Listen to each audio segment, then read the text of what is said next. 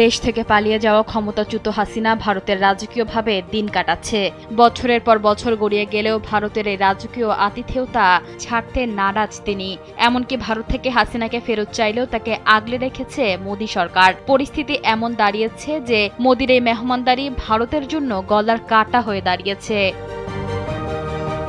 কূটনৈতিক অঙ্গনে গুঞ্জন উঠেছে, ভারত সরকার হাসিনাকে কাতার বা অন্য কোনো তৃতীয় দেশে যাওয়ার প্রস্তাব দিয়েছিল, কিন্তু দিল্লিতে ক্ষমতার ছায়াতলে যে নিরাপত্তা মিলছে তা ছেড়ে অন্য কোথাও যেতে নারাজ তিনি। হাসিনা সাফ জানিয়ে দিয়েছেন তিনি ভারত ছাড়বেন না, প্রয়োজনে ভারতেই শেষ নিঃশ্বাস ত্যাগ করবেন। বিশ্লেষকরা বলছেন, বিচার ব্যবস্থার ভয় আর জনরোষ থেকে বাঁচতে দিল্লির এই আতিথেয়তাকেই এখন তিনি পরম স্বর্গ মনে করছেন।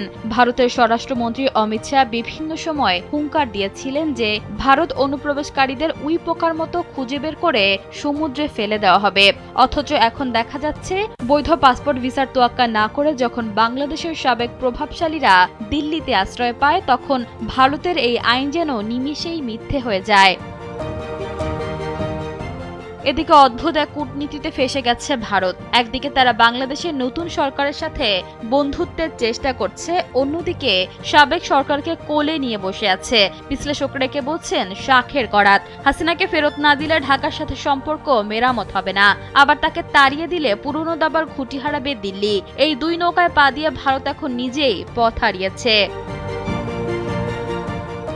ভারত হাসিনাকে একটি রাজনৈতিক তাসের টেক্কা হিসেবে ব্যবহার করতে চেয়েছিলেন, কিন্তু পরিস্থিতি এখন এমন যে সেই তাসটি এখন দিল্লির গলার কাঁটা হয়ে দাঁড়িয়েছে। প্রতিবেশী দেশের মানুষের ঘৃণা কুড়িয়ে একজন ক্ষমতাচ্যুত শাসককে কতদিন এভাবে আগলে রাখা যাবে তা নিয়ে খোদ ভারতের ভেতরেই প্রশ্ন উঠছে।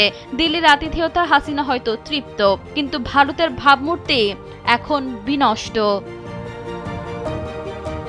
ঈশিতা আক্তার, সময়ের আলো।